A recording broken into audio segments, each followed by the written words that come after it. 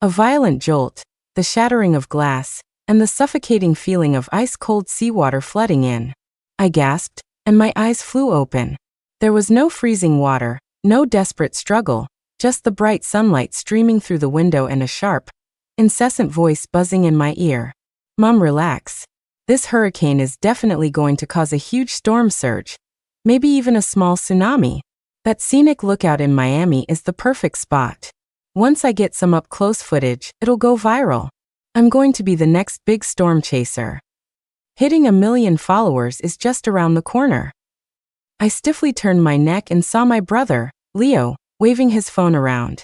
On the screen was his carefully curated collection of storm-chasing guides. His face was lit with a manic glow, a desperate craving for fame. And sitting across from him, our parents were watching their precious son with doting expressions. The scene was so familiar. This was the day before Leo started college, when he'd thrown a fit about wanting to go south to chase Hurricane Medusa and film the tsunami it was supposed to create. But wasn't I already dead? Abandoned by my parents and brother, without a second thought. Shoved out of the car to reduce its weight in the middle of a raging storm. "Autumn." My mom's voice broke through my thoughts. I turned my head and heard her laying out the plan. "Your brother has a long drive to Miami, and he has to lug all that camera equipment. It's too much for him. You're young and strong, so take some time off and go with us. You and your dad can take care of him, make sure he doesn't get tired. And when he's filming, you need to be smart and hold an umbrella over him, so he doesn't get wet and catch a cold." There it was again. The exact same words as last time. My dad nodded in agreement from the side. "That's right, Autumn. You should go. As his older sister, you need to do your part for your brother's grand ambitions. Think of it as a family vacation, all thanks to your brother." Leo, meanwhile, wore a smug look that said, "It's about time you figured that out." He even urged me impatiently, "Autumn, hurry up and book the tickets and the hotel. Get one closest to the scenic lookout. If you wait, they'll all be taken." Support and excitement for Leo's grand ambitions were written all over their faces. But for me, the person being ordered to go along and take care of him, there wasn't a single question. In their eyes, I was just the most convenient tool in the house, a brick to be moved wherever they needed one. It was even supposed to be my honor to serve Leo, the family's only son. I felt like I was right back on the day they abandoned me. The dark sky, the torrential storm, the car swaying violently, about to plunge into the sea. My dad's terrified screams, my mom's hysterical sobs, my brother's pale and completely stunned face, and then in that life or death moment, my dad's decision. "The car's too heavy, we're gonna get stuck. Quick, push Autumn out to lighten the load." I didn't even have time to react. My mom pried my hands from the car's handle, my dad punched me in the face, and my brother, Leo, kicked me straight out. The three of them worked together, viciously and without hesitation, shoving me toward the open car door, terrified I would slow down their escape. In that suffocating despair, the last thing I saw was the car, freed of my weight, lurching forward. My parents were protectively shielding their precious son as they slammed on the gas and sped away. The feeling of water rushing into my nose and mouth, the crushing pain in my chest as if it were about to explode, it was all still so real, so deeply etched in my memory. That wasn't a nightmare. It was the death I had actually experienced. And they had escaped, all thanks to my sacrifice. Afterward, facing questions and condemnation online, they cried with heartfelt sincerity for the cameras, pushing all the blame onto me. We couldn't stop Autumn. The poor girl just had to see the tsunami, we couldn't hold her back. In their minds, I was a tool to be sacrificed for my brother at any moment, my death milked for every last drop of value to absolve them of guilt. "Autumn, what are you spacing out for? Book the tickets." Leo's impatient voice snapped me back to the present. My parents' eyes focused on me again, filled with their usual disapproval and suspicion. I slowly lifted my head, my gaze sweeping over each member of this family of three. A single, crystal-clear thought formed in my mind. Not this time. There is no way I'm setting foot on that path to certain death again. As for their precious son's dream of becoming an influencer, whoever wanted to babysit him could go right ahead. I was out. Leo was still rambling on, painting a picture of his magnificent future, as if he were already a star with 1 million followers. I knew that resisting directly would only bring immediate backlash, but I had to try. I tried to make my voice sound worried. Dad, Mom, Leo, I checked the weather forecast. Medusa is a major hurricane. The Weather Service has already issued a red alert, and they're saying there will be torrential rain along the coast. It could create a dangerous storm surge. It's really not safe to go right now. Maybe we should just stay home. The moment I finished, Leo exploded. Shut up. Don't you jinx it, Autumn. What do you know? The best shots come from danger. Other people are too scared to go, but I'm not. That's how you get famous. You're just a coward who can't stand to see me succeed. You always ruin the mood. My dad's face darkened. If you don't have anything good to say, then keep your mouth shut. What's this about danger? This is serious business for Leo. It's his career. As his sister, the least you could do is be supportive, but instead you're here pouring cold water on everything? How did I raise someone so inconsiderate? My mom's complaints followed right after. Autumn, you're just too rigid. For young people today, live streaming and being an influencer is the biggest career path there is. Leo has this ambition and our whole family has to support him. But you, instead of helping, you just drag him down. She then fell back into her usual habit of giving orders. Besides, with you there to look after your brother and help out, we can relax a little. You're the older sister, you have to take on more responsibility. I'd been hearing these words for over 20 years. Because I was the older sister, I had to give in to him, take care of him, and put him first in everything, for my entire life. When we were kids, if my mom cooked a chicken, both drumsticks went to Leo. I only got the bony wingtips and neck. Mom would say, "Your brother is little and still growing. A good sister lets her brother have more." His new toys would be piled high, while my pencils were worn down to the length of a fingernail. Booking a hotel is such a pain. Autumn, why are you so selfish? See, this is my family. My one refusal was seen as being difficult, holding them back, being ungrateful, and selfish. I knew that simply saying no wouldn't change their minds about dragging me along as a nanny. If I couldn't refuse, then I slowly lowered my head, as if I'd been scolded into submission, as if I'd accepted my fate. Okay, I'll go. My parents' anger subsided slightly, seemingly satisfied that I was finally being sensible. I continued, but if this is for Leo's career, we can't skimp on equipment, right? How's he supposed to get famous if the footage sucks? We'll need the latest action cam, a waterproof drone, and a high-end stabilizer, right? And the communication gear can't be cheap either. What if something happens and we can't call for help? Bad gear is just as dangerous as going with nothing, and it'd all be for nothing. As expected, the moment Leo heard latest equipment, his eyes lit up. He grabbed my mom's arm and shook it. Yes, Autumn's right. Mom, Dad, I need the best gear. How else am I going to be better than everyone else? Give me the money. My parents hesitated for a moment, but their adoration for their son ultimately won out. My dad shot me a glare filled with resentment and grumbled. All right, Leo, Dad will buy it for you. But you, Autumn, I'm telling you, the cost of all this equipment is coming out of your salary later. Now go and order everything for your brother right now. I listened with a blank expression. Dock my pay. We'll see if I ever give you the chance to drain my money and my life again. A tense, pre-battle atmosphere filled the house. Leo directed the three of us as we purchased all the expensive combat gear on his list. Mom, Dad, we need to do something about the car too. A regular sedan won't cut it. We need to reinforce it. How else are we going to chase the wind and waves? Leo said, looking at the newly bought equipment in boxes, suddenly having another thought and barking out orders. When my parents heard it was for safety, they naturally agreed to anything and immediately contacted a car modification shop. Before we left, the whole family drove over. The mechanic looked at the car and asked, "So, what are you looking to do?" My dad repeated my brother's instructions. Reinforce the chassis, do a full safety inspection, and switch the tires to something with better grip. The old mechanic nodded, jotting things down while casually asking, "Going on a long trip? Bad roads?" I thought for a moment, then forced a slightly exaggerated smile, pretending to be the adoring sister. "Sir, you have to make it really sturdy for us. My brother is going to do something big. We're heading south to chase Hurricane Medusa. He's going to be a huge influencer. Once he gets that tsunami footage, he'll be an overnight sensation.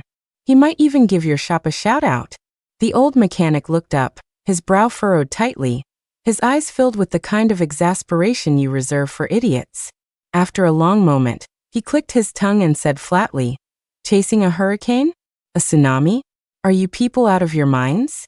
You think that's something you can play with? Haven't you seen the news? Every year, people go on these reckless adventures, and in the end, they just create more trouble for the rescue teams. Half the time, they end up dead." His words were blunt, and my parents' faces flushed with embarrassment. Leo shot back, "What do you know? No risk, no reward." The mechanic didn't bother arguing with him. He just shook his head and, while inspecting the car, muttered as if to himself, but also as a warning, "Some people just can't be reasoned with, always looking for a thrill. If you're dead set on this, you should at least buy some life insurance." The words life insurance struck my parents like a bolt of lightning. They had been so swept up in their son's grand dream that they hadn't considered the real danger, or perhaps subconsciously, they refused to believe anything bad would happen. Now that an outsider had bluntly pointed out the fatal risks, the fear they had deliberately ignored finally surfaced. My mom thought for a moment. "Honey, the mechanic has a point." My dad made up his mind. "We'll buy it. We have to. Just for peace of mind." While the mechanic worked on the car, they immediately started discussing what kind of policy to get and for how much. Soon, they were on their phones, each buying a high-coverage accidental death policy for themselves and for Leo. When it came to filling out the beneficiary, my parents didn't hesitate to write down Leo's name. For Leo's policy, they named my dad. Throughout the entire process, no one even glanced at me. No one asked, "Autumn, should we get a policy for you too?" Only after the 3 digital policies were issued did they finally breathe a sigh of relief. Soon after, my mom reminded me impatiently, "Autumn, what are you standing there for? Go buy one for yourself. You don't expect us to pay for it, do you? Hurry up, and make Leo the beneficiary. If, and I'm just saying if, something happens to you, at least you'll have made one last contribution to your brother as his sister." She said it so matter-of-factly. I silently took out my phone. My fingertips mechanically tapped the screen as I paid for my own death insurance. In the beneficiary field, I once again typed Leo's name. With our expensive gear in tow, the family set off. The farther south we drove, the more overcast the sky became. By the time we reached Miami, the wind was already howling, whipping cold raindrops against the car windows. Leo was so excited he was practically dancing. "Here it comes, here it comes. This is the feeling. The calm before the storm." The next day, the wind and rain intensified as predicted. We struggled to drive the car to the scenic lookout my brother was obsessed with. The terrain was elevated, directly facing the main island. Below, the waves churned with a deafening roar. "Quick, Autumn, get out and see how big the waves are. See if they've reached the road or if any whirlpools are forming. Find a good angle and film it for me." Leo commanded from the warm, dry back seat like a general. My mom chimed in, "Go on, Autumn. What are you waiting for? Can't you see your brother needs footage? Take the umbrella so you don't get the equipment wet." My dad also urged me on with a frown. "Hurry up, don't waste time." I picked up the umbrella, which seemed incredibly fragile in the gale, and the expensive camera, and silently pushed the car door open. Whoosh! The wind instantly slammed into me, carrying a deluge of rain. The umbrella immediately blew inside out. I stumbled, clutching the camera, and trudged toward the edge of the lookout, one deep step after another. The waves crashed below, but they were nowhere near tsunami level. I raised the camera and carefully filmed the turbulent sea. When I had enough footage, I turned and walked back to the car. I pulled open the door, only to be met with their disgust and complaints. "What took you so long? You're so slow." Leo impatiently snatched the camera and began reviewing the footage. My mom frowned at my dripping clothes and soaked hair, clucking her tongue. "Ugh, look at you, you're soaking wet. You're getting water all over the car and making the blankets damp. You're completely useless." I didn't say a word, just lowered my eyes. My brother, while scrolling through the video, complained, "These waves are nothing. They look big, but they're not even close to shore. This doesn't look like a tsunami at all, just a strong storm. Today was a waste of time." I knew we wouldn't get that lucky. For the rest of the day, the same scene played out twice more. Time and again, I was sent out to scout the conditions. Time and again, I was drenched to the bone.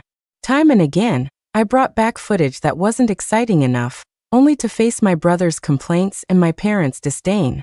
Useless. You can't film anything good. Leo's patience ran out, and he started lashing out. I knew you couldn't do anything right, you're a jinx. On the third day, the storm was still raging, but the tsunami he envisioned never materialized. Seeing their precious son's growing frustration and impatience, my parents started to get restless and doubtful. "Leo," my mom began tentatively, "the wind and rain are pretty strong, but it seems like this is it. Why don't we watch for a bit today and then head back? It's miserable staying here." "Go back." Leo exploded like a firecracker. "Go back where? I bought all this equipment for nothing? We modified the car for nothing? We bought insurance for nothing? I've waited this long just to go back. No way. The hurricane is supposed to make landfall today. It'll be at its strongest. Leaving now would be stupid. What do you know? Such a woman's opinion. Stop bothering me." He roared, his face contorted with rage. My dad was about to lose his temper, but then he thought of his son's fanatical dedication to his career, the money they'd invested, and his future. The flicker of annoyance was suppressed and redirected at my mom. "This was your stupid idea. Buying insurance was bad luck." My mom, yelled at and chastised, didn't dare say another word and just shrank back into her seat. I'd been getting soaked in the rain for days, and of course, it wasn't an accident. I needed to reinforce the illusion that the weather wasn't that bad. I needed to successfully get away tomorrow, and let them drive to their deaths on their own. For 3 consecutive days, I acted as a human camera stand in the wind and rain. Each time I returned to the car, I was as wet as if I'd taken a cold shower. That evening, I quietly went into the bathroom and turned on the cold water. My teeth chattered, and goosebumps rose on my skin, but this cold was nothing, not even a fraction of what I'd felt drowning in the sea after they pushed me from the car. The hurricane would make landfall tomorrow. I had to use this self-inflicted method to get myself out of the picture. Sure enough, late that night, my throat felt like it was being scraped with sandpaper. It was dry and excruciatingly painful. My forehead was burning, but my body shivered with chills. I tried to sit up but was hit by a wave of dizziness and fell heavily back onto the bed. Every cough I let out sent a sharp pain through my chest. The noise woke my mom in the next bed. She impatiently turned on the light and saw my flushed face and listless state. Her first reaction wasn't concern, but a deep frown. "What's going on? It's the middle of the night, you're so loud. We have to get up early tomorrow." I struggled to breathe, my voice hoarse. "Mom, I think I have a fever. I have no strength." She rolled over and cursed. "If you have a fever, drink more hot water. Stop coughing, you look like you're about to die. You're disturbing my sleep." The next day, the storm's intensity was clearly different from the previous days. Early in the morning, my dad and brother were also woken up by the noise. When my brother heard I had a cold and fever, he covered his nose and mouth in disgust and backed away. "A cold? Stay away from me. What if I catch it? I have to go shoot my masterpiece today." My dad's face darkened. In their original plan, I, the nanny, was essential. I was supposed to carry equipment, hold the umbrella, scout the path, and take care of their precious son. Now that I was sick, it threw a wrench in all their plans. You really know how to pick a time to get sick. Always causing trouble. My dad reached out to feel my forehead, probably to see if I was faking, but the searing heat startled him. He grew even more annoyed. "You're burning up. What a pain." My mom insisted I get in the car and go with them, saying I could at least be half a maid. But Leo vehemently disagreed. "Get him away from me. There's not much room in the car as it is. Bringing a sick person along will just get in the way. And if I get infected, are you going to take responsibility? He's useless now, don't bring him." My parents exchanged a look. Seeing their son's agitated refusal, they finally made a decision.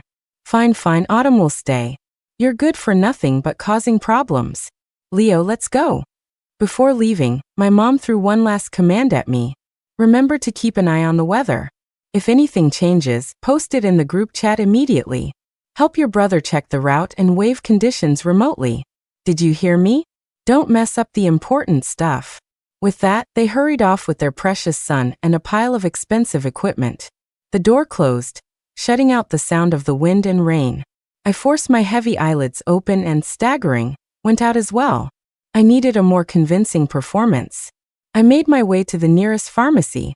When I walked in, my face was as pale as a sheet, my clothes were soaked, my breathing was rapid, and I was coughing my lungs out. Under the astonished gaze of the on-duty clerk, I weakly pointed at the cold and fever medicine. Please, I need these. Just as the clerk turned to get the medicine, my body swayed, and I collapsed onto the cold floor with a thud. Oh my God. Miss, what's wrong with you? The clerk was terrified. She and her colleagues scrambled to help me into a nearby chair, giving me hot water and taking my temperature. When I came to, I grabbed the clerk's hand, my voice filled with tears and fear as I spoke in broken sentences. Thank you, I'm fine, just a fever. My family, they went to the coast to chase the storm, Hurricane Medusa. I couldn't stop them, they insisted on going to film the tsunami. I got sick and they said I was in the way. I'm so scared for them. They told me to check the weather and stay in touch, but I perfectly played the part of a helpless, terrified girl who was sick and worried, while my trembling hands took out my phone. I started dialing my parents' numbers over and over, sending voice messages. Mom, Dad, how are things over there? The news says the hurricane's path might have changed, and it could be stronger than forecasted. You need to come back. The signal, why is the signal so bad? Answer the phone. Beep, beep. The number you have dialed is temporarily unavailable. At first, the signal was intermittent. I could occasionally get a ring, but no one answered. Maybe they were too focused on their storm chasing to bother. Later, as the wind and rain outside intensified again, the calls wouldn't go through at all. Each time, I was met with the cold automated message. The number you have dialed is unavailable. The two young women at the pharmacy stood by my side, looking from me to the worsening weather outside with expressions of sympathy and disbelief. Oh my God, what kind of family is that? Leaving their sick daughter behind to go to such a dangerous place. Chasing a hurricane, no less. Do they have a death wish? Don't worry, just take care of yourself first. You're burning up, one of the clerks said kindly, letting me rest in the pharmacy and bringing me a blanket and fever reducers. Through the glass door of the pharmacy, I watched the wind rage outside under a dark gray sky. On my phone screen, weather alerts kept popping up, the red warnings glaringly conspicuous. Medusa's central pressure continues to drop, landfall intensity may exceed forecasts. Storm surge area expanding, low-lying coastal areas are in extreme danger.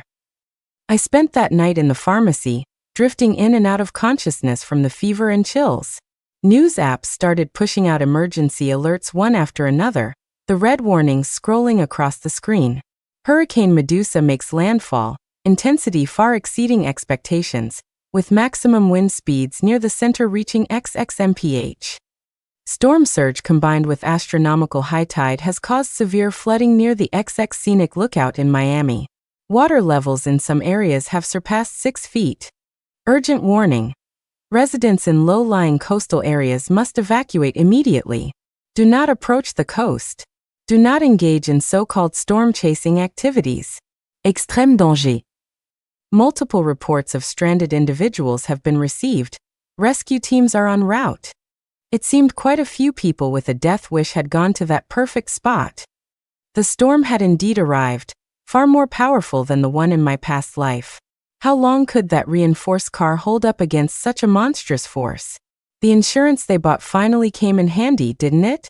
This was the path to fame they had pursued at all costs.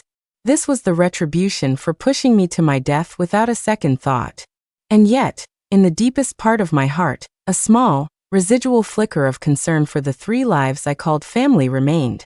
I closed my eyes, and images of them shoving me out of the car flashed through my mind. This time, I wasn't in the car with them. Without me to slow them down with the car lighter, what would their end be? I told myself their fate was their own choice. It was what they deserved. The high fever and the fierce battle within my soul left me exhausted. I drifted into a restless sleep, repeatedly jolted awake by nightmares of monstrous waves and the twisted, terrified faces of my parents and brother. The next day, the storm finally subsided, but the sky remained overcast. I thanked the pharmacy clerks and dragged my heavy body back to the hotel. I took out my phone and logged into all my social media accounts. I began frantically sharing all sorts of disaster reports and rescue updates, accompanied by texts filled with anxiety and worry. Help! Has anyone near the Miami Scenic Lookout seen a white SUV with license plate XXXX? My family went there yesterday morning, and I haven't been able to reach them since. Please share. Their phones won't go through, I'm going crazy. Dad, Mom, Leo, you have to be okay. Please, if anyone in the area has any information, please contact me. I would be eternally grateful. Haven't slept all night. My heart is breaking. I carefully chose an angle and took a selfie showing my pale, haggard face and red-rimmed eyes, with the messy hotel room in the background, further solidifying my image as a victim's family member. I even contacted a few local micro-influencers and forum moderators who had previously followed Leo's Storm Chaser announcement posts, tearfully begging them to help spread the missing person information. After all that, I dialed 911. With a trembling voice and jumbled words, I reported my family missing, providing the car model and license plate number. Then all I could do was wait. Official rescue operations were still underway. It wasn't until the afternoon of the third day that my phone rang. It was an unfamiliar local number. The voice on the other end was calm and solemn, an official tone. They confirmed that rescue workers had recovered a severely damaged and submerged SUV near the infamous Scenic Lookout in the storm's core area. The license plate matched the one I had reported. 3 bodies were found inside the vehicle. While final identification would require DNA comparison, the initial assessment was that there were no survivors. The official mechanically expressed their condolences and asked if I needed psychological support or assistance with the next steps. I held the phone, my fingers ice cold. It was over. It was really over. I opened my mouth to say something, but no sound came out, only a choked sob. Long after I hung up, I sat there, stunned. Meanwhile, scattered discussions about the accident began to appear online. Besides condolences for the deceased, another narrative started to emerge. Heard they were out storm chasing.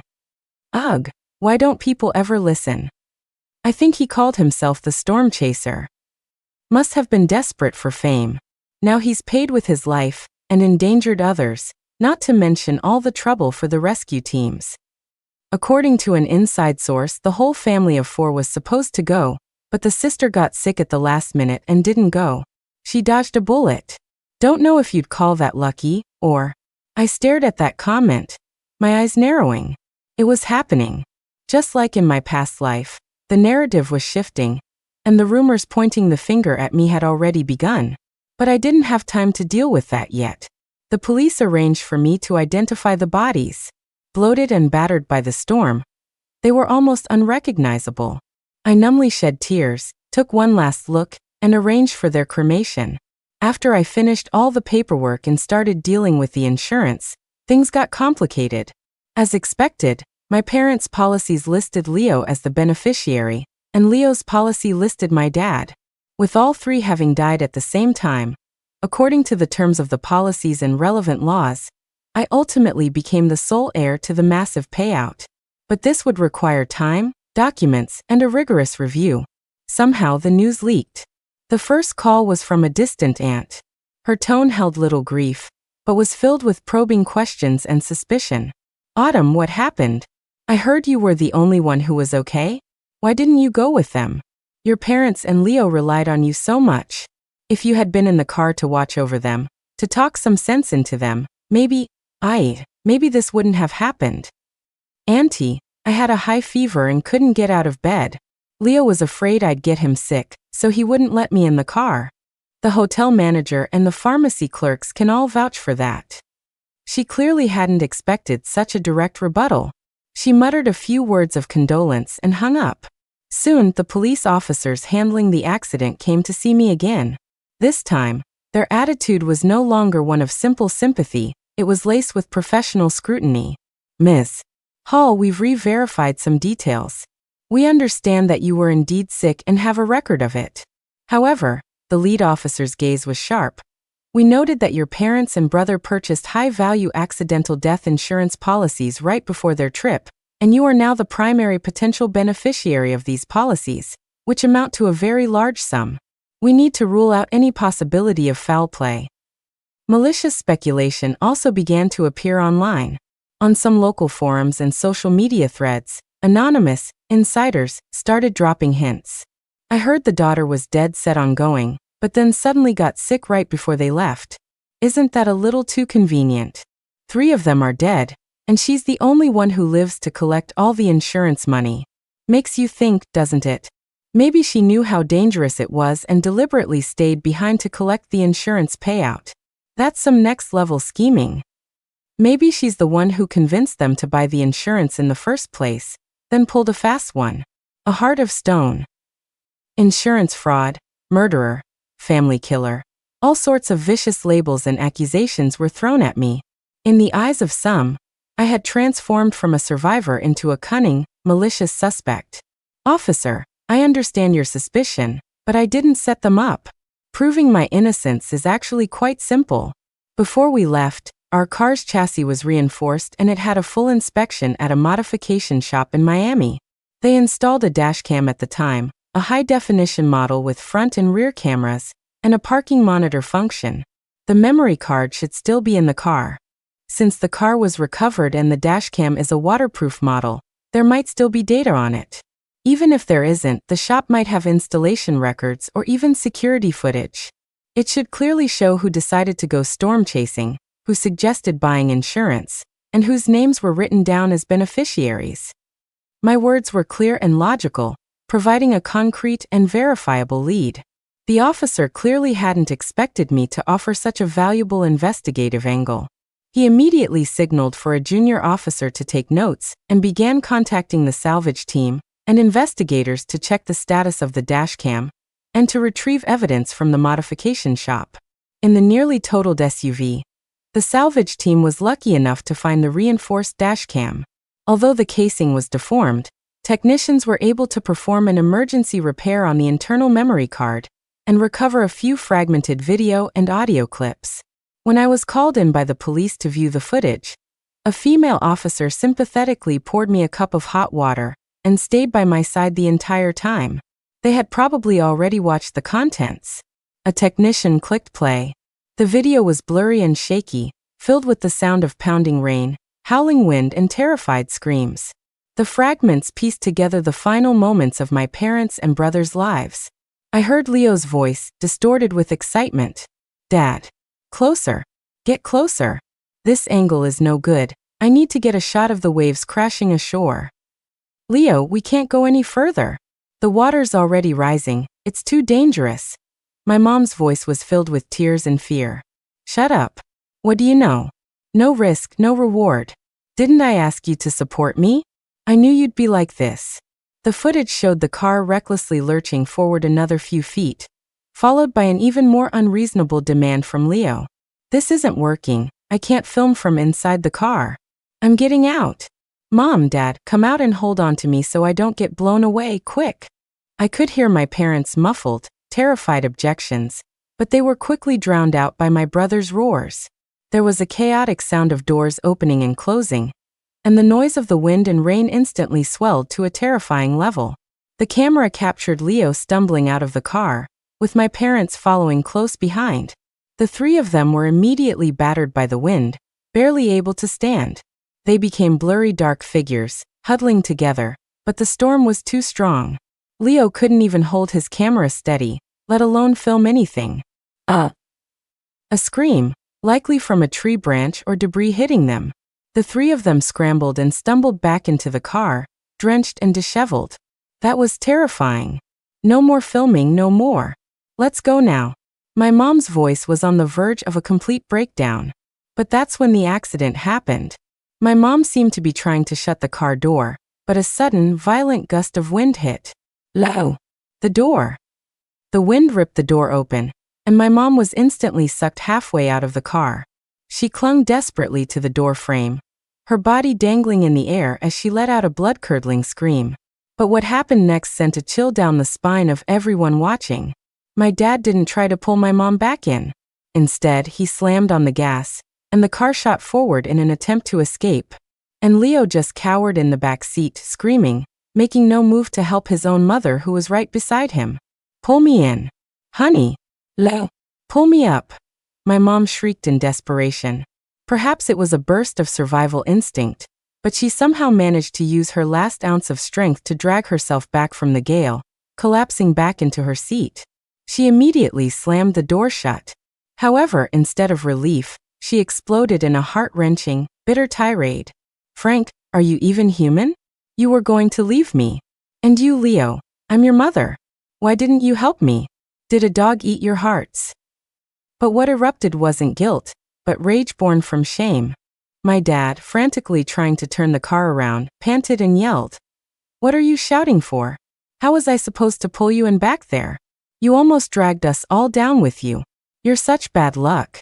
All you do is cry and hold us back." Leo, still in shock, whined, "Mom, you scared me to death.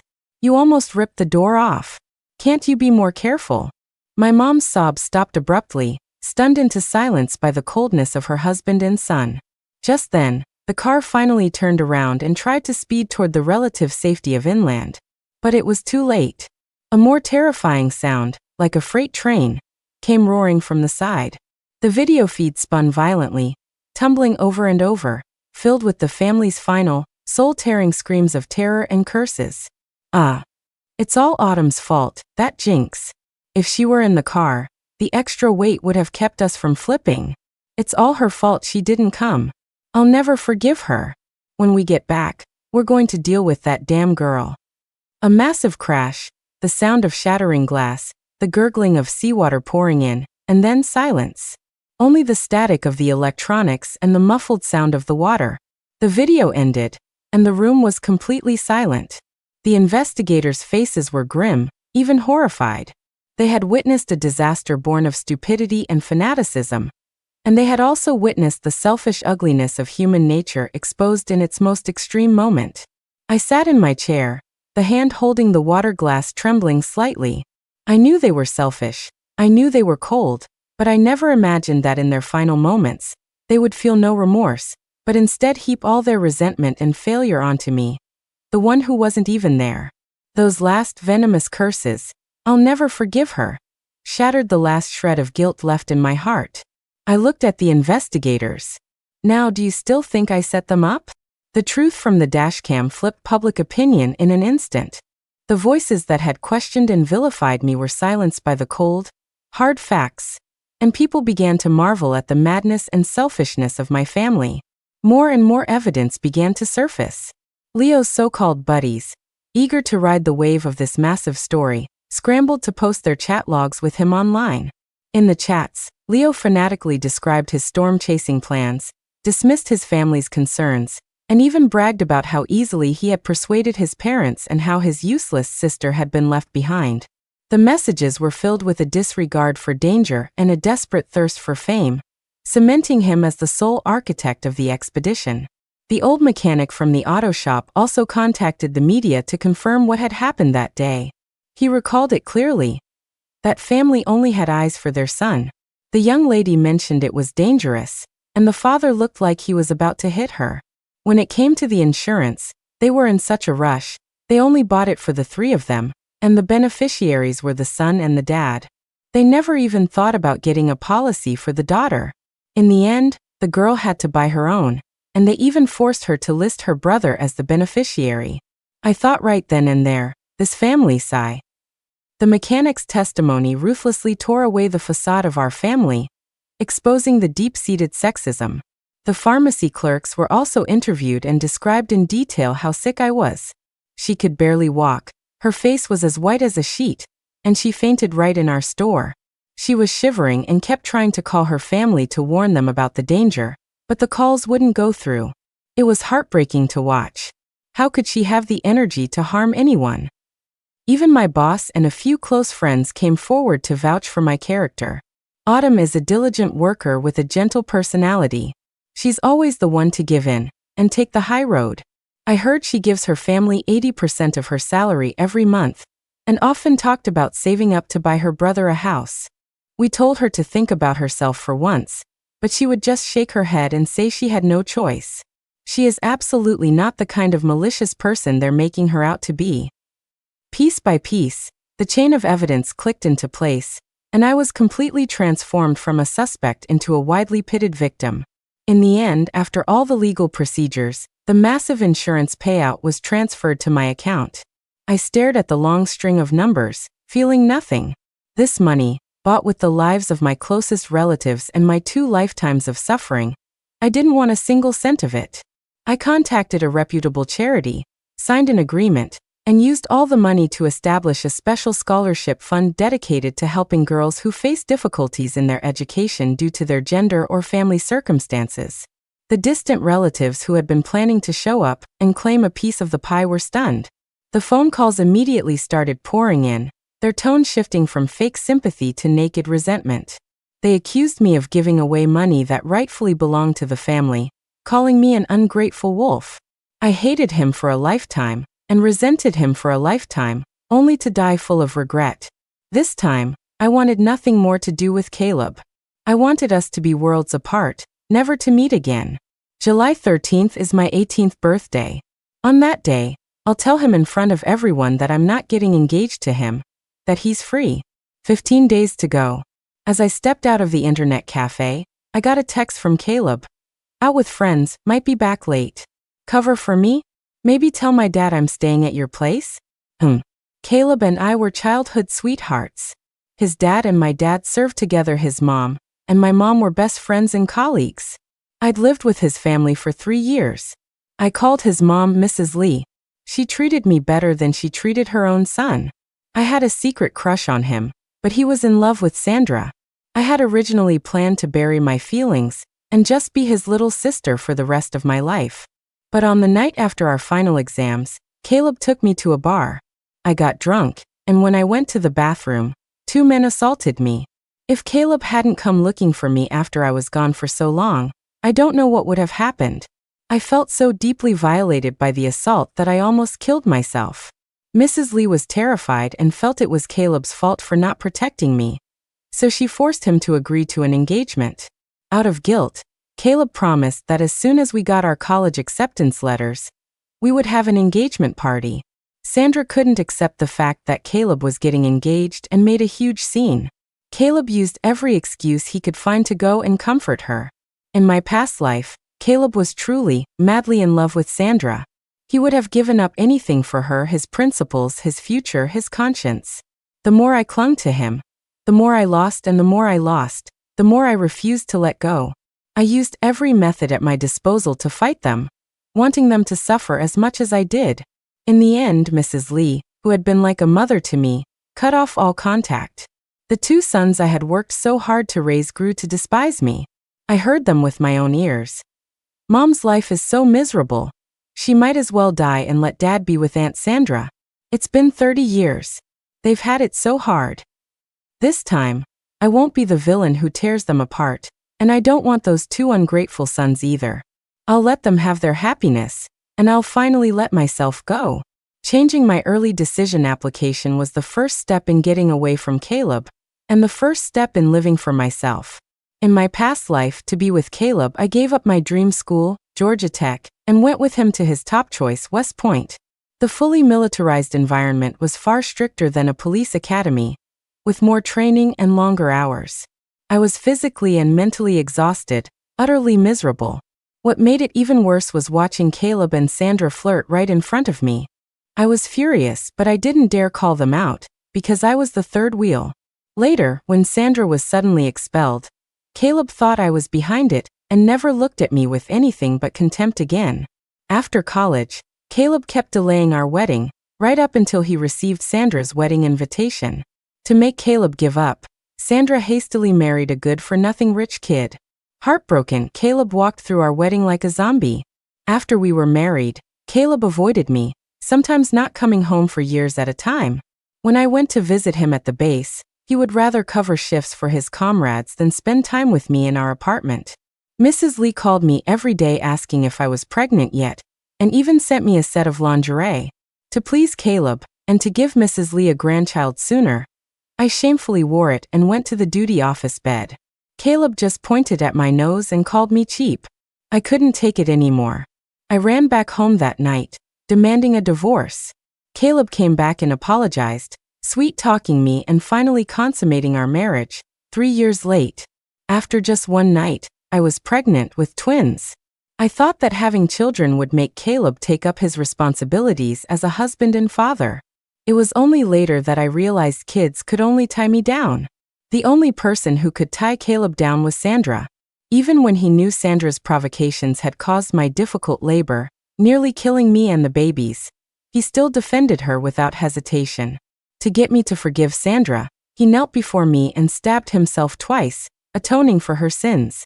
I was still in the hospital. Our children were in incubators, and he didn't ask about them once, let alone visit. The moment I got home, I received a video from Sandra. In it, she and Caleb were holding each other tightly, dancing in a way that made my blood boil. That summer night, Mrs. Lee was coming back from her study session and saw me staring at the screen. She peeked over my shoulder. When she saw the content, she was furious. That rotten kid, ditching his own fiancée to hang out with some outsider. I'm going to skin him alive. And that Sandra, she's a real homewrecker. Shameless enough to be dancing like that with Caleb when he's about to get engaged. I'm going to have a word with her parents tomorrow. Sandra's dad was a security guard at our school, and her mom was a janitor. As the school's dean, Mrs. Lee had always been easy on them. But that changed when she found out Caleb was secretly dating Sandra. Mrs. Lee believed in matching social statuses, and looked down on Sandra's family background. She wanted Caleb to be with me because my dad was a major, my uncle was the principal of a top provincial high school, and my other uncle was a department director. My connections could brighten Caleb's future. To break them up, Mrs. Lee found fault with Sandra's parents every time she saw them, hoping Sandra would get the hint and stay away from Caleb. However, Sandra and her parents clung to Caleb, refusing to let go. In my past life, even with Mrs. Lee and I working together, we couldn't get Sandra away from Caleb. By the time I was worn down and Mrs. Lee was old and frail, Sandra successfully married Caleb, and even won over my 2 wonderful sons. This time, I won't stop them anymore. But I won't interfere with Mrs. Lee either. If Sandra wants to be Caleb's wife, she'll have to get past Mrs. Lee first. Mrs. Lee had only one way of punishing Caleb, beating him with a stick. 1 strike, 1 bloody welt. It was brutal. I thought Caleb would be mad at me for tattling and ignore me, but he actually came to apologize. I'm sorry, I let you get the wrong idea. Sandra and I were just dancing. We didn't do anything else, I promise. I know my position. I won't do anything out of line. He sounded so sincere. If I hadn't spotted the hickey on his neck, I might have believed his bullshit. He's always been a liar. When we were kids, he used all sorts of little tricks on me, making me cry, laugh, and throw tantrums for him. But I never thought he was a bad brother, because he spoiled me.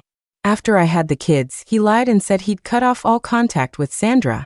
I took our 2 sons to the base to celebrate his birthday, only to find Sandra and her daughter in his room, along with a house full of women's products. Later, when I was dying and asked him to come to the hospital, he said he was injured and couldn't walk. In reality, he was busy planning his wedding to Sandra. In my past life, he lied to me for a lifetime. This time, I won't believe a single word he says. As long as I don't believe him, he can never fool me. I waved my hand dismissively. You don't have to explain. I have no right to interfere with your freedom. Your mom was right next to me when Sandra sent me the video. I didn't tattle. He just has bad luck. Flaunting your relationship is asking for trouble. If she hadn't deliberately tried to provoke me and assert her dominance, she wouldn't have been humiliated by Mrs. Lee.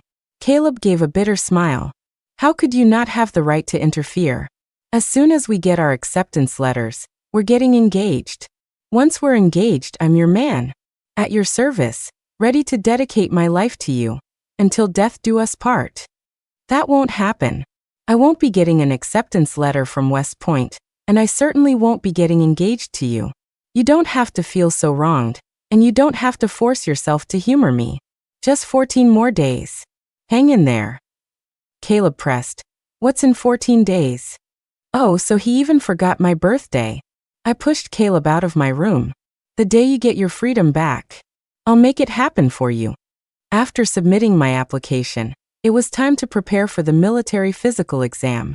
Under Mrs. Lee's strict supervision, Caleb didn't sneak out to see Sandra again. But his heart wasn't in it. He was glued to his phone all day, either on calls or video chats. Mrs. Lee caught him once and beat him, even handing me the stick so I could get a few hits in to vent my anger. I couldn't be bothered to waste my time and energy on it. Forget it.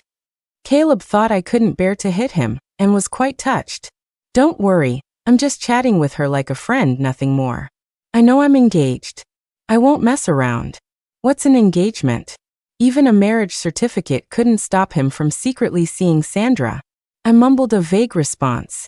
I was already exhausted from running, long jumping, and doing sit-ups every day, not to mention studying for the psychological test. I really didn't have the energy to care who he was being flirty with. Caleb was worried that Sandra wouldn't pass the interview and asked if I could pull any strings. If I wanted to, I could, but why would I bother my relatives for someone I disliked? No. Aren't you the one who's always about fairness and justice? Are you going to make an exception for Sandra? Caleb was not happy with my answer, but didn't say anything. After that, he stopped talking to me. I was already used to his coldness and indifference, so it didn't bother me much. Mrs. Lee thought we were just stressed out and didn't think much of it. She just kept making us delicious meals every day. On the day of the physical exam, Caleb picked a rose from the garden early in the morning. Mrs. Lee smiled. The boy's finally getting a clue. He knows to get you flowers. I didn't tell Mrs. Lee that the rose was for Sandra, not me. The moment we met, Sandra slapped me across the face. You're vicious. Stealing Caleb wasn't enough. You had to get Mrs. Lee to fire my parents too. Sandra's parents were fired? Looks like Mrs. Lee was really angry this time. But what did that have to do with me? Sandra didn't dare confront her future mother-in-law, so she decided to take it out on me. If she thought I was a pushover, she had another thing coming. I raised my hand to slap her back, but Caleb stopped me. Her parents lost their jobs, and they're having a really hard time. Don't hold it against her. If you're really that angry, just hit me.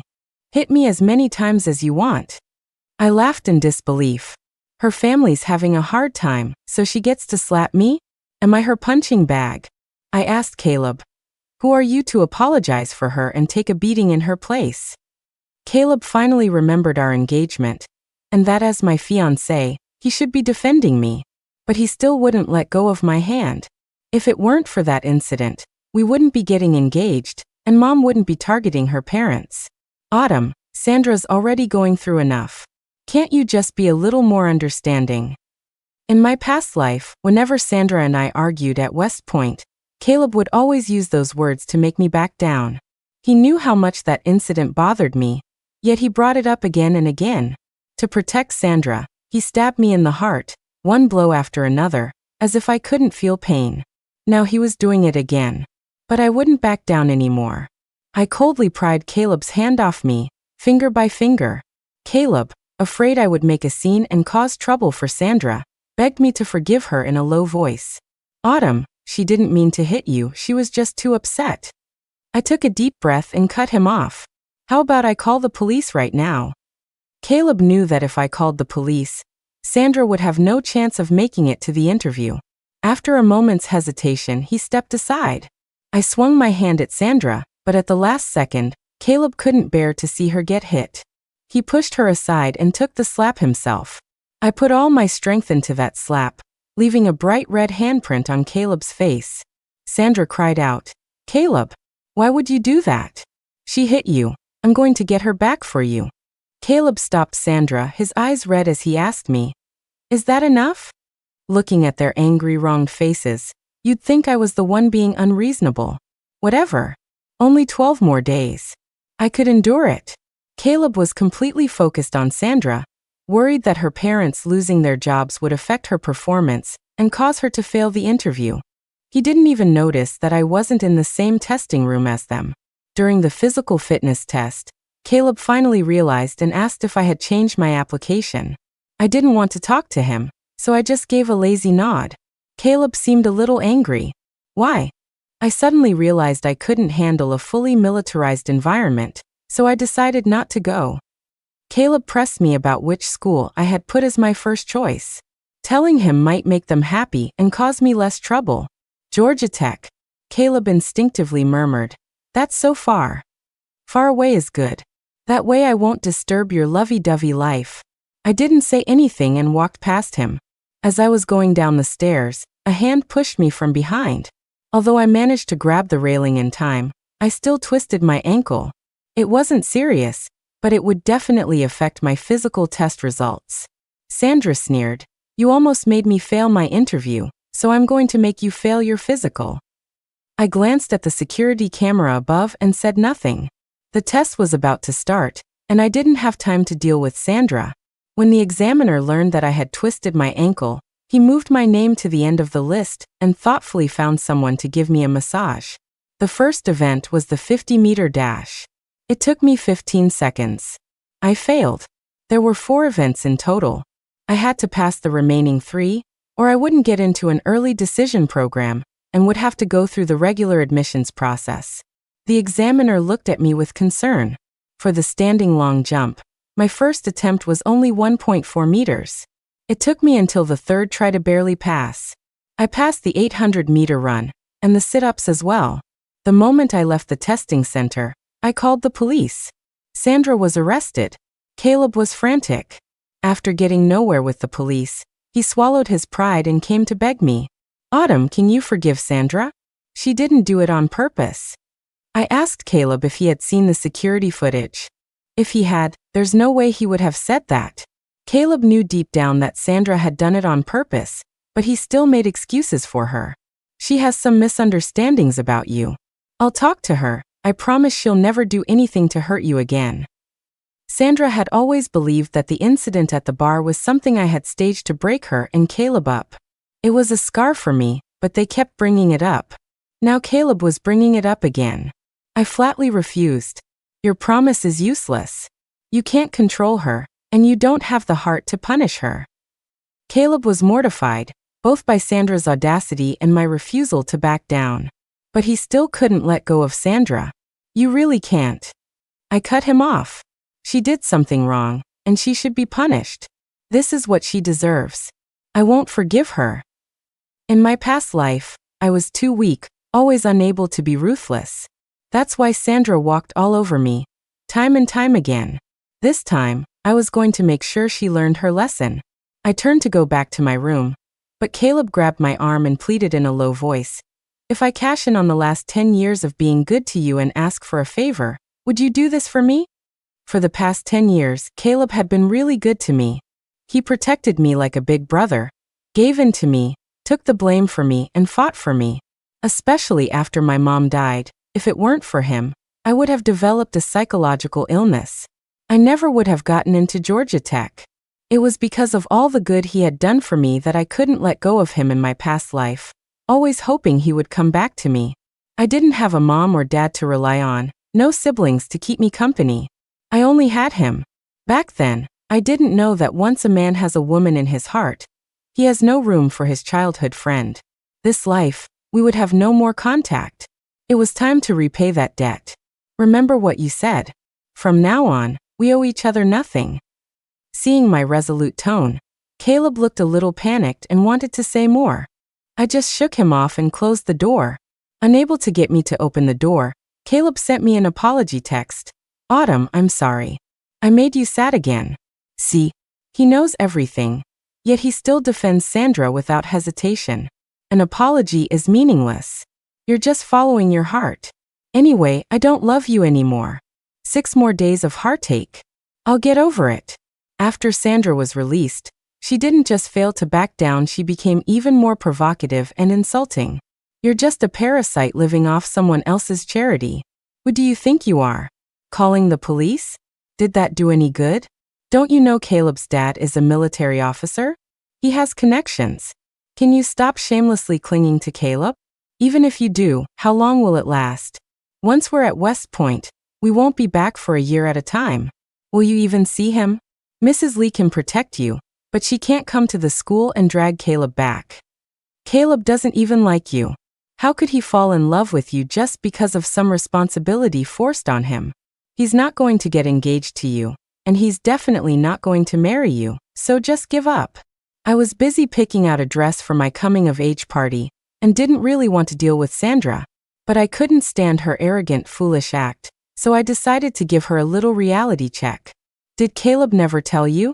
My dad is also a major, same rank as his dad. My uncle is a principal, and my other uncle is a department director. If I wanted to crush you, Caleb couldn't save you. You think Caleb pulled some strings to get you out? No. He begged me to forgive you and promised it would never happen again, and that's the only reason I agreed. If I hadn't, you wouldn't get into West Point, or any other school that requires a background check. Got it? Sandra didn't believe I had such a strong background. Keep bragging. In 3 years of high school, who's ever seen your dad? When has the principal ever done you any favors? And is a department director that big of a deal? You're just a homeless, pitiful wretch, freeloading off the Lee family. The word homeless stung. Even though my family was well connected and I had a lot of people to support me, I didn't have a home. My dad was a workaholic and rarely came home.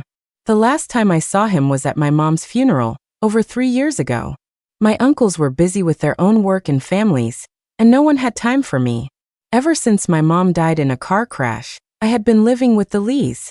For 3 years, Mrs. Lee had treated me like her own daughter, and I had always thought of her as my own mother. It wasn't until I was reborn and remembered all her accusations and coldness after Caleb and I had our falling out that I could no longer be close to her like before. Every day living in the Lee house was torment. 3 more days. The day before my birthday, my aunt called. I've been thinking about this, and I feel like I should tell you. There's been a new development in your assault case. In my past life, I avoided this topic like the plague. The moment I heard the word assault, I would fly into a rage and not let my aunt continue. Now that I'd moved on, I wanted to hear what was so important that she couldn't sleep. According to the 2 men who assaulted you, it was likely incited by Lisa Lee. They were already drunk, and someone directed them to you. Based on their descriptions and the bartenders, that person was most likely Lisa Lee. None of the nearby cameras caught her face, so there's no proof she was at the bar, and certainly no evidence that she was the one who told them to assault you. That's why your uncle and I never told you. Just keep it in mind, and don't tell anyone. After hanging up, I was stunned for a long time. So the person who truly ruined my life wasn't those 2 assailants, but Mrs. Lee, the woman who was like a mother to me. She didn't like Sandra and was impressed by my family's status, so she came up with this vicious plan to force Caleb to get engaged to me. I was just a pawn she used to break up Caleb and Sandra, a stepping stone for Caleb's future. No wonder she always encouraged me to fight with Sandra for Caleb. When I lost to Sandra time and time again, she looked down on me for being useless, for being unable to hold on to Caleb's heart, and then she ignored me. When I was struggling to raise 2 children on my own, when I was fiercely fighting with Caleb, she stabbed me in the back and plotted against me. From beginning to end, she never truly cared for me. It was all calculation and manipulation. Mrs. Lee came in with a big box, smiling. "Autumn, I have a surprise for you. Open it and see." I obediently took the box, opened it, and feigned surprise. Wow, what a beautiful dress. Thank you, Mrs. Lee. Mrs. Lee held the dress up to me, looking more and more pleased. How about you wear this dress on your engagement day? Okay. I'll wear this dress to my engagement with Caleb. I'll give this dress to Sandra, and let her be your daughter-in-law. That should be interesting. You ruined my life, so I'll make sure you never have a moment of peace either. I took Mrs. Lee's arm and smiled. Mrs. Lee, tomorrow I have a surprise for you too. My coming-of-age party was held at the most luxurious hotel in the city. There weren't many guests, just my parents' closest friends and relatives, and Mrs. Lee and Caleb. Mrs. Lee was all smiles, chatting with my relatives, while Caleb awkwardly greeted my uncles. A waiter came in and asked, "Miss Pan, there's a young lady outside named Sandra." She says you invited her. Should I let her in? At the name Sandra, Caleb flinched and shot me an angry look. But Mrs. Lee's lips curved into a satisfied smile, and she gave me an approving glance. My aunt sneered and glanced at Caleb. Is that the same Sandra who pushed you and almost made you fail your physical? I smiled and nodded, telling the waiter to let Sandra in. Caleb tried to stop it, but the waiter ignored him. Sandra was wearing the same white dress she wore when she danced with Caleb. She had makeup on and her hair was in a pretty braid. She was beautiful and confident. She stood proudly at the door, but when she saw me surrounded by everyone, the light in her eyes dimmed. When Cinderella crashes the prince's ball, there's not just surprise, but also a sense of inadequacy. Caleb immediately went to her, using his body to shield her from the probing gazes of others. He was so considerate. I remembered when he used to be like that with me. What are you doing here? Caleb's eyes were full of worry. Autumn Pan told me to come. She said you were going to propose to her today. Caleb, can you please not propose to her? I really like you. I know I'm not as good as Autumn, but I really, really like you. Sandra's voice trailed off. She had just turned 18 herself, and seeing my birthday party, she understood the gap between us. If she were Caleb, she would choose me and give up on her. She gripped Caleb's hand tightly, like a drowning person clinging to a piece of driftwood. Seeing that I wasn't making a move, Mrs. Lee grew impatient. Autumn, what did you invite her here for? As if suddenly remembering, I had the waiter go upstairs to our room and bring down a large box, which I handed to Sandra. This is the engagement dress Mrs. Lee got for her future daughter-in-law. Try it on and see if it fits. Sandra took the box with both hands and looked at Mrs. Lee in surprise. Auntie, you're letting Caleb get engaged to me, and you even got me a dress? Caleb looked at me in a panic. He had just managed to convince himself to give up Sandra and get engaged to me. He had been tormented for so long, only for me to suddenly call off the engagement. Not only was I not marrying him, but I had also arranged this whole ugly daughter-in-law meets the parents drama, forcing his mom to accept Sandra in public. He finally understood what I meant by, I'll make it happen for you. The panic in Caleb's eyes grew. I spoke before he could. Do you like the surprise? I've been preparing it for half a month.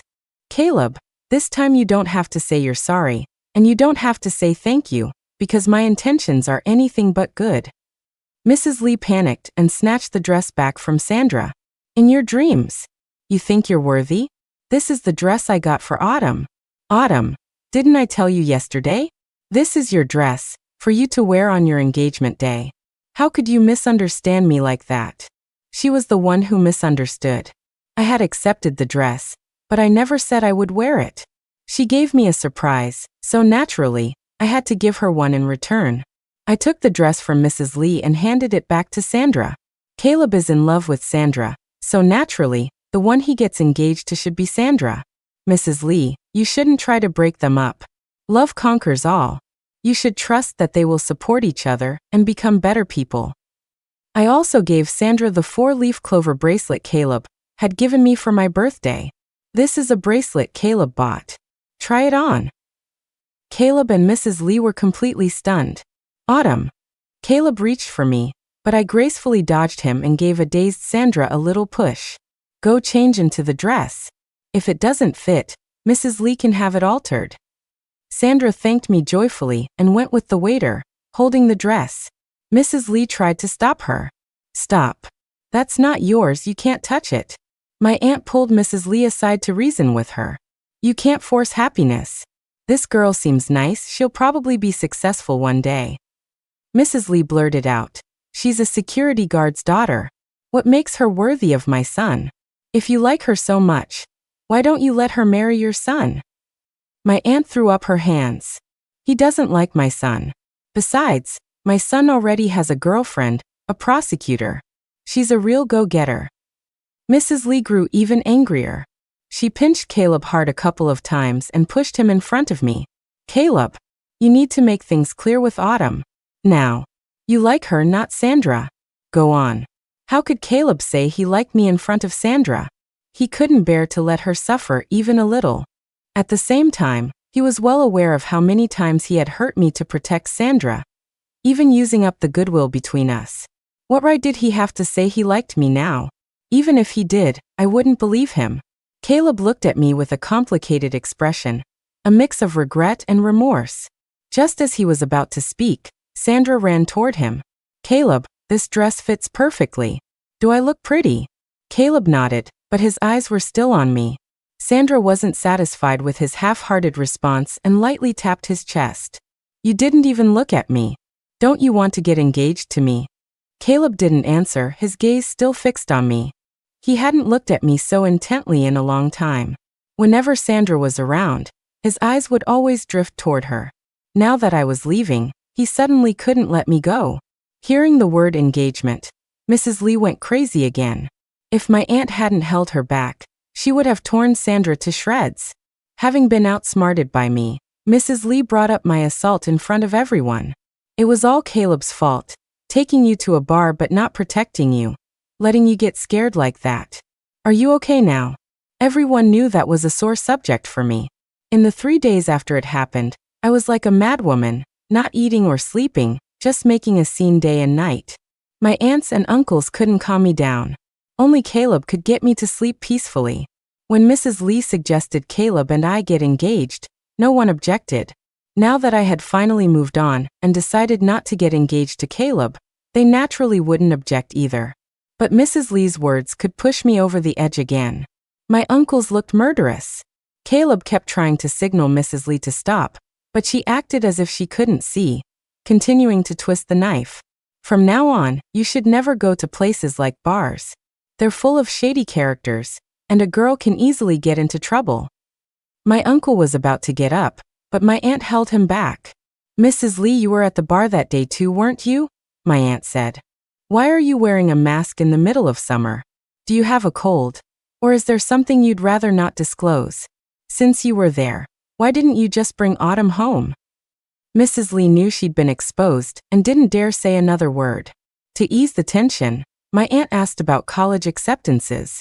Autumn, did you still apply to West Point? Has the list come out yet? Your aunt has already gotten you a suitcase and a laptop for school.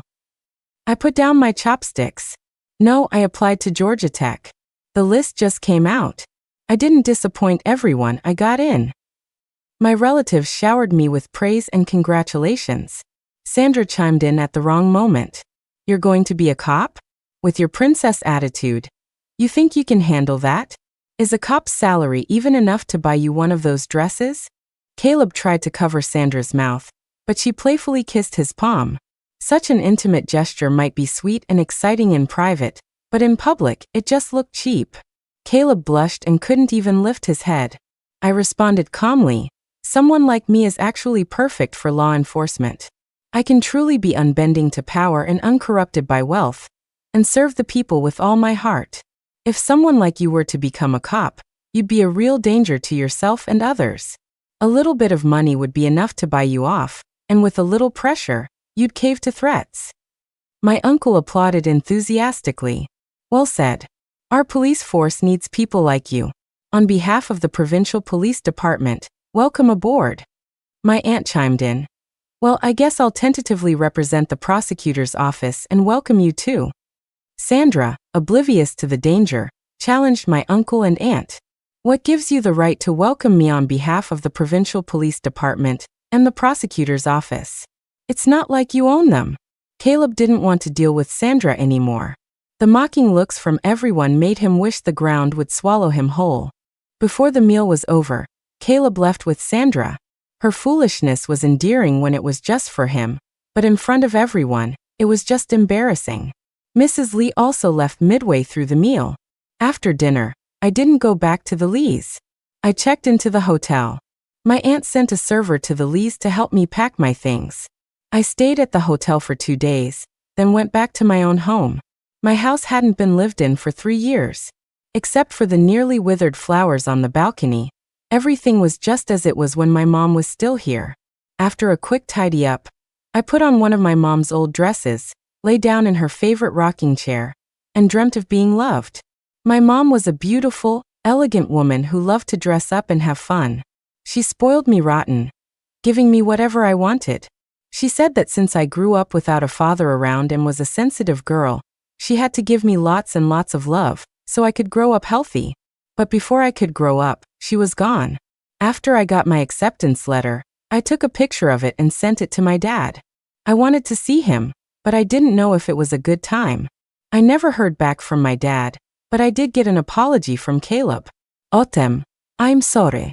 When you and Sandra argued, I always protected her and ignored you. I don't love her, and I never thought about getting engaged to her. I just felt sorry for her and wanted to help her. I believed he was telling the truth. He liked Sandra, but not enough to want to marry her. In my past life, half the reason he was so hung up on Sandra was because he couldn't have her. The more you can't have something, the more you want it, and once it's easily within reach, it loses its appeal. After much thought, I replied with one sentence. I will eventually meet the person who will always defend me, whether it was friendship or love. All I wanted was someone who would always be on my side. On the day I left for school, Caleb wanted to see me off at the train station. I refused. I wouldn't want your girlfriend to get the wrong idea. Caleb frowned slightly. She's not my girlfriend. I've already made it clear to her. I smiled faintly. She doesn't seem to think so. After accepting Mrs. Lee's engagement dress, Sandra had been acting like Caleb's fiancée. She even sent me a message warning me to stay away from her man. After I blocked her, she started texting me from other numbers, annoying me to no end. I changed my phone number. Caleb didn't say anything. He just took my luggage and started walking. I deliberately walked slowly behind him, keeping a long distance between us. I didn't look at him, and I didn't talk to him, ignoring him just as he had ignored me in my past life. Caleb sensed my distance. He turned his head several times as if to say something, but ultimately kept his mouth shut. He knew that some things could never go back to the way they were. Maybe it was to make up for things, or maybe it was just out of politeness, but Caleb bought me a huge bag of snacks from the station convenience store. I picked out a bag of plain sunflower seeds. Caleb was surprised. You don't like the rest? Don't all girls like these things? Sandra. He couldn't go 3 sentences without mentioning Sandra, yet he claimed he didn't like her. Was he lying to me, or to himself? Not all girls like those snacks. Sandra likes them. You remember all of her preferences, but you've forgotten that I like plain sunflower seeds. Caleb suddenly covered his face, bowing his head in shame and choking out an apology. I'm sorry. I smiled, finally feeling a sense of release. I pulled my luggage toward the ticket gate without even saying goodbye. I never wanted to see him again. I took the slow train with a sleeper car so I could enjoy the scenery. The girl sitting across from me saw the law book in my hand and asked if I was a freshman and which school I was going to. It turned out her name was Vivian, and she was also going to Georgia Tech. What a coincidence. Georgia Tech had only accepted 2 girls from our province this year, and I had met one of them on the train. She was a bit of an extrovert. After just 3 minutes of chatting, she was calling me sis, and we had added each other on WhatsApp. We discussed law together, talked about our dreams and futures, and shared snacks. The more we talked, the more we clicked. It felt like we had known each other for years. It wasn't until we got off the train that I checked my phone. Caleb had sent me a message. I'm sorry, I've neglected you these past 2 years. How can I make it up to you? Not 2 years, 30 years. And I don't need you to make it up to me. I deleted all of Caleb's contact information and changed my phone number again. During winter break, I went home and visited my old homeroom teacher. I casually heard him mention that Sandra had been expelled and was repeating a year of high school. I was surprised. Why would she get expelled out of the blue? The teacher looked a little embarrassed. I heard it was for stealing from a roommate. I was right.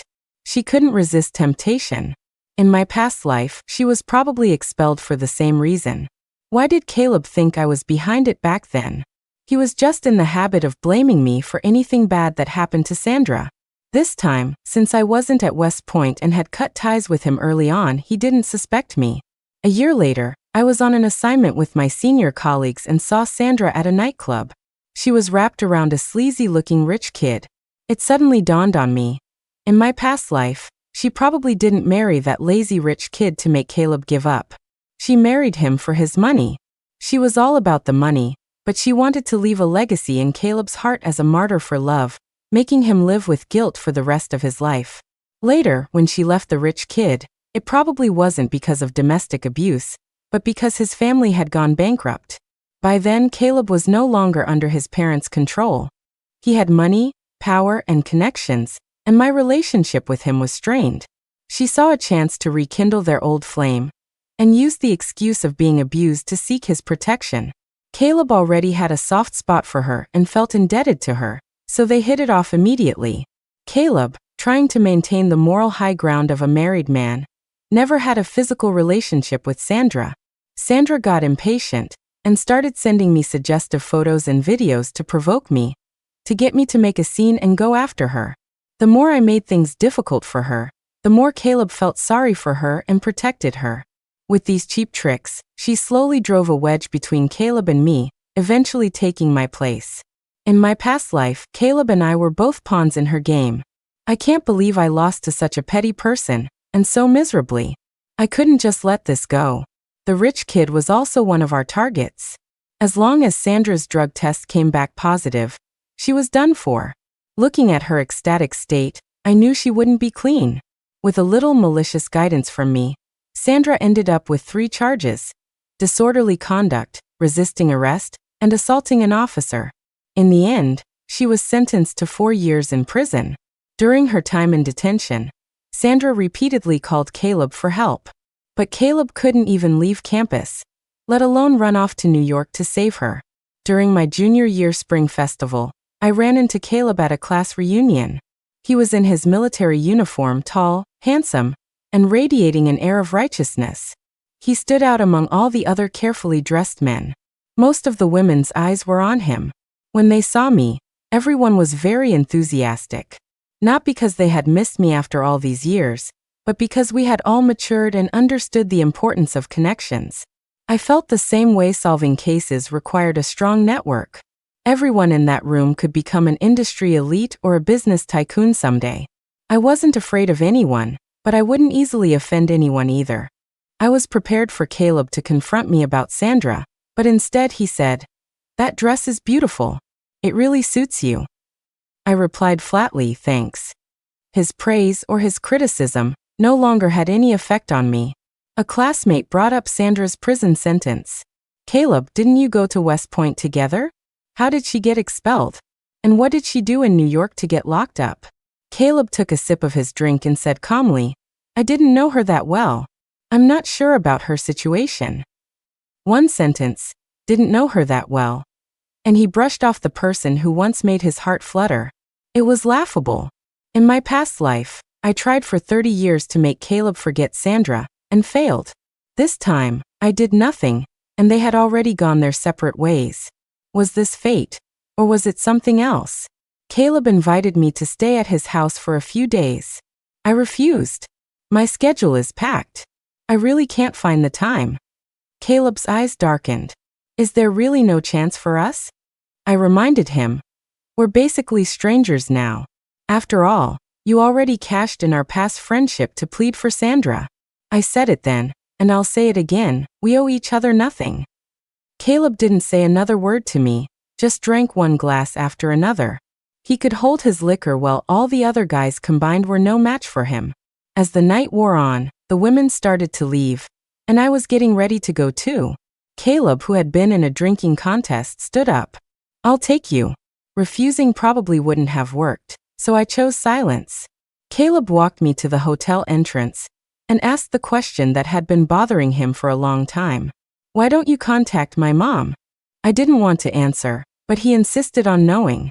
"My mom hasn't done anything to wrong you, has she? Why did you even delete her on WhatsApp?" Since he was so insistent, I decided not to cover for his mother anymore. It would save him from thinking I was some ungrateful wretch, and maybe help him finally give up. Because the 2 men who assaulted me were put up to it by her. She was at the bar that night too. Caleb staggered back a step, almost falling. "That's impossible. She would never do that to you." I laughed mockingly. "Why don't you go ask her yourself?" Caleb didn't believe it could be a drama orchestrated by his own mother. "No, she wouldn't do that to you. She always treated you like her own daughter. I shot back. If she didn't have a guilty conscience, why hasn't she contacted me in 3 years? Sandra was always telling you that I staged it myself, and you believed her, didn't you? Why don't you believe it was your mom who staged it now? Caleb couldn't look at me. He was guilty. He really had suspected me. He would rather believe Sandra's slander than trust my character. Any last lingering feeling I had for him vanished. You should go. I don't want to see you again. After Caleb left, I immediately called Vivian and we planned a trip for that night. Caleb tried calling me from 3 different numbers, but I blocked them all.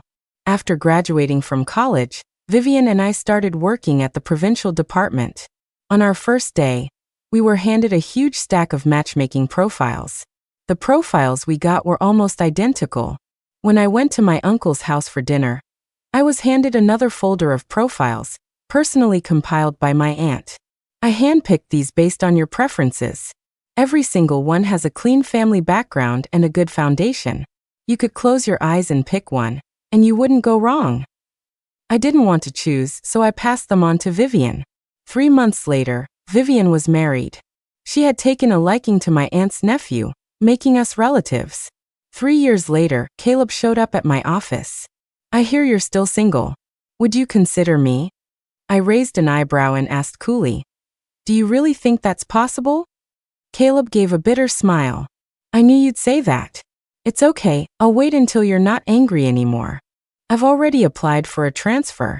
I'll be moving here in 3 months. I want to buy a place here. Do you have any recommendations? No. I'm very busy. Please see yourself out. After Caleb left, I applied for an external transfer. By the time Caleb had bought his house and came looking for me at the department, I was already gone.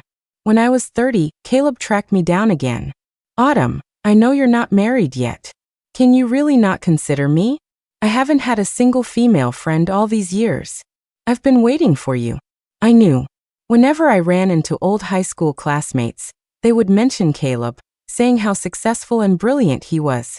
I didn't regret it. He hadn't met the right person, but I had never been waiting for him. I wasn't married not because I didn't have options, but because I believe in being single and child-free. I have a boyfriend. Caleb was stunned, then he laughed. Autumn, don't joke around. I know you. You're a very traditional woman. If you really had someone you liked, you wouldn't have stayed single this long. A handsome, well-built man in a bathrobe emerged from the bedroom. Honey, who's this? A colleague or a new neighbor? Caleb's eyes immediately fell on the telltale red marks on the man's chest. He stared at me in disbelief. I shrugged and asked Caleb, "Want to come in for a cup of tea?" Caleb fled. I closed the door, ready to go back to bed for a bit, but the man pinned me against it. Was that your ex? Here to get you back. I slapped Chris on the forehead. You better tone it down, or don't blame me for kicking you out, sister's boy or not. To put it nicely, you're my boyfriend. To put it bluntly, you're just my FWB. Don't meddle in my private life. Chris immediately dropped the domineering CEO act and started circling me like a puppy. I know I was wrong, babe. I'll be a good boyfriend, I promise. Next time he comes, I'll be magnanimous and not embarrass you. After getting rid of Chris, the first thing I did was call Vivian to chew her out. Did you give Caleb my address? How could you plot against me like that? You want to see him and your brother get into a fight? If you want to mess with your brother, you could have just told me. Why bother with an outsider? Vivian sipped her coffee loudly, like a starving pig at a trough. I just felt a little bad for him, seeing him looking for you everywhere and finding no trace. What? Did he come at a bad time? Did he interrupt you too? I snorted. Feel sorry for a man, be unlucky for a lifetime. Vivian sighed. My poor brother. If I had known your heart was made of stone, I never would have introduced you to him. As if anyone's begging for him. You can find him a new soft-hearted goddess right now. Too late. My brother just called me to ask how he can defeat his romantic rival, without even having an official title. Another attempt to get me to marry her brother. As long as I didn't take the bait, no one could convince me to get married. And really, what's the difference? If you can be together for a lifetime, who needs a piece of paper? If the feelings change, a marriage certificate can't save anything. Isn't it better to be free and live as you please?